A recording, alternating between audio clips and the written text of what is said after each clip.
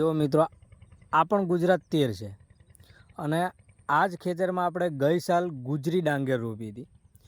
આ જે સમયમાં આપણે આને 26 જાન્યુઆરીમાં રોપી છે એ જ સમયમાં એ જ દિવસે આપણે 1-2 દિવસનું આગું પાછું હતું અને ગુજરી રોપી હતી. જોરદાર ગ્રોથ હતો, બહુ જોરદાર ડાંગર હતી. જેવી રીતના આ ગુજરાત 13નો પ્લાન્ટ છે, આખો ખેતર જોઈ લો એકદમ હેલ્થી. એવો તો આની અંદર આના કરતાં પણ વ્યવસ્થિત સારો આની અંદર ગુજરીનો પ્લાન્ટ હતો. બહુ જોરદાર ડાંગર ગુજરી હતી અને આ વખતે આ 13 છે તો 13નો ગ્રોથ બિલકુલ નથી.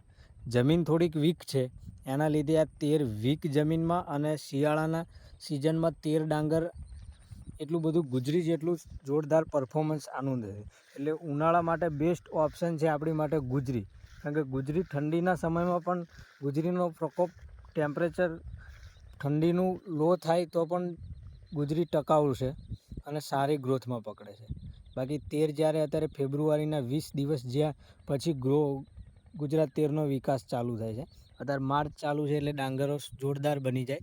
બાકી જાન્યુઆરીમાં અને ફેબ્રુઆરીમાં 13નો વિકાસ એટલો બધો નથી થતો અને ગુજરીનો વિકાસ સરસ થાય છે. તો આટલો ડિફરન્સ છે ગુજરાત 13માં અને ગુજરીમાં.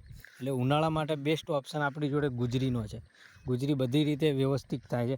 આ છેલ્લા લાસ્ટમાં એને બ્લાસ્ટનો પ્રોબ્લેમ બને છે, પણ એ ખાતરનો ને એ પ્રકાર ઓછો રાખીએ આપણે તો એ પણ તકલીફ થતી નથી.